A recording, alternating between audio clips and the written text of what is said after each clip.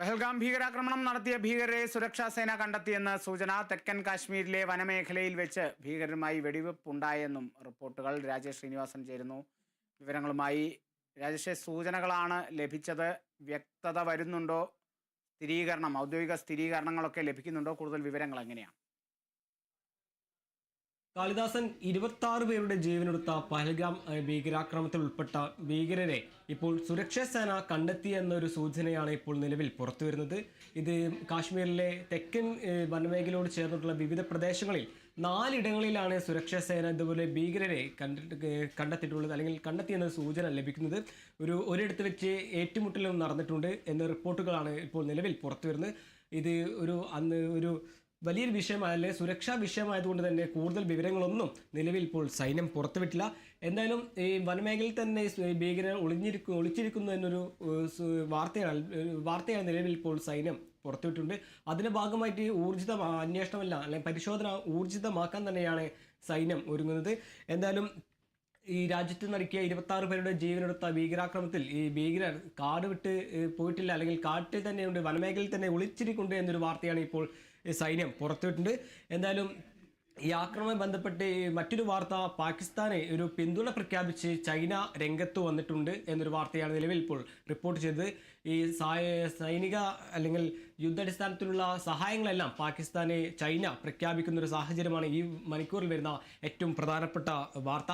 പാകിസ്ഥാനെ കൂടുതൽ ആയുധങ്ങളും ചൈന നൽകിയിട്ടുണ്ട്. ഇന്ത്യയും പാകിസ്ഥാനും തമ്മിലുള്ള യുദ്ധത്തിൽ ഒരു മൂന്നാം രാജ്യം ഇടപെടുന്നു, അല്ലെങ്കിൽ പാകിസ്ഥാനെ ഒരു പൂർണ്ണമായ പിന്തുണ പ്രഖ്യാപിച്ച് ചൈന രംഗത്ത് വരുന്നു. അതിൻ്റെ അടിസ്ഥാനത്തിൽ പാകിസ്ഥാന് കൂടുതൽ സൈനിക സഹായം ചൈന നൽകുന്നു. ഇതിനെല്ലാം മറുപടിയായി ഇന്ത്യ ഇന്ന് പ്രസ്താവന അല്ലെങ്കിൽ ഒരു മറുപടി അയച്ചിരിക്കും.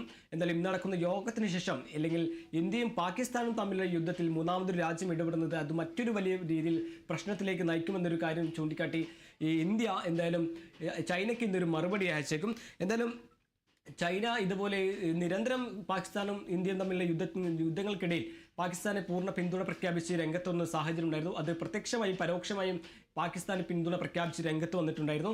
അതിനുശേഷം വീണ്ടും ഒരു പ്രത്യക്ഷമായി തന്നെ പാകിസ്ഥാനെ പിന്തുണ പ്രഖ്യാപിച്ച് ചൈന രംഗത്ത് വരുന്നു. ഇത് പാകിസ്ഥാന്റെ പരമാധികാരവും അഖണ്ഡതയും സംരക്ഷിക്കാൻ പാകിസ്ഥാനെ ചൈന പൂർണ്ണ പിന്തുണ നൽകുമെന്നായിരുന്നു ചൈനയുടെ വിദേശമന്ത്രി വാങ്ങി പുറത്തുവിട്ട വാർത്താക്കുറിപ്പിൽ വ്യക്തമാക്കിയിരുന്നത്. ഇതിനെല്ലാം ഇന്ത്യക്ക് അതിർത്തിയുണ്ട്. ഇതിന്റെ ഭാഗമായി ഇന്ത്യ മറുപടി അയക്കുമെന്നൊരു വാർത്തയാണ് നിലവിൽ ഇപ്പോൾ റിപ്പോർട്ട് ചെയ്യുന്നത്. ഇന്ന് നടക്കുന്ന യോഗത്തിന് ശേഷം ഈ ചൈനയും ഇന്ത്യയും തമ്മിലുള്ള പാകിസ്ഥാനും ഇന്ത്യയും തമ്മിലുള്ള യുദ്ധത്തിൽ ചൈന ഇടപെടുന്നത് മൂലമുള്ള പ്രശ്നങ്ങളെല്ലാം ചർച്ച ചെയ്യും, അല്ലെങ്കിൽ അതിനൊരു മറുപടി ഇപ്പോൾ ചൈനയ്ക്ക് ഇന്ത്യ കത്തയച്ചേക്കും. എന്തായാലും അതിർത്തിയിൽ വീണ്ടും ഒരു പാക് പ്രകോപനം ഉണ്ടായിരിക്കുകയാണ്. ഇത് പുഞ്ച് മേഖലയിൽ തന്നെയാണ് പ്രകോപനം വീണ്ടും ഉണ്ടായിട്ടുള്ളത്. ഈ സൈനികർക്ക് നേരെ ഒരു പാക് വെടിവെപ്പ് ഉണ്ടായിട്ടുണ്ട്. അതിനെ ഇന്ത്യ തിരിച്ചടിച്ചിട്ടുണ്ട് എന്നൊരു വാർത്ത കൂടി നിലവിൽ ഇപ്പോൾ പുറത്തു വന്നു. എന്തായാലും ഈ മണിക്കൂറിൽ പ്രധാനപ്പെട്ട വാർത്ത, പാകിസ്ഥാന് പൂർണ്ണ പിന്തുണ പ്രഖ്യാപിച്ച് ഇപ്പോൾ ചൈന രംഗത്ത് വന്നിരിക്കുന്നു എന്ന് തന്നെയാണ് ഈ മണിക്കൂറിൽ ഏറ്റവും പ്രധാനപ്പെട്ട വാർത്ത.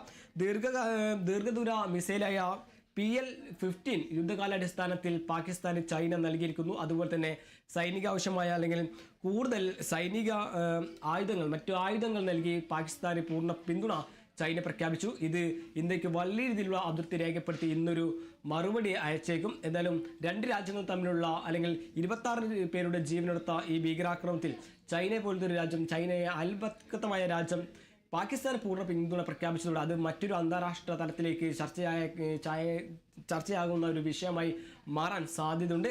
എന്തായാലും 26 പേരുടെ ജീവനെടുത്ത ഈ ഭീകരാക്രമണത്തിൽ ഈ ഭീകരരെ ഒളിഞ്ഞിരിക്കുന്ന സ്ഥലം സുരക്ഷാ സേന കണ്ടെത്തിയെന്നൊരു സൂചനയാണ് നിലവിൽ ഇപ്പോൾ റിപ്പോർട്ട് വരുന്നത്. അതേസമയം തന്നെ വലിയുള്ള സുരക്ഷാ വിഷയമായതുകൊണ്ട് തന്നെ സൈന്യത്തിന്റെ ഭാഗത്തുനിന്ന് കൂടുതൽ വിവരങ്ങളൊന്നും നിലവിൽ ഇപ്പോൾ പുറത്തു വന്നിട്ടില്ല. കാളിദാസ്. ശരി രാജേഷ്.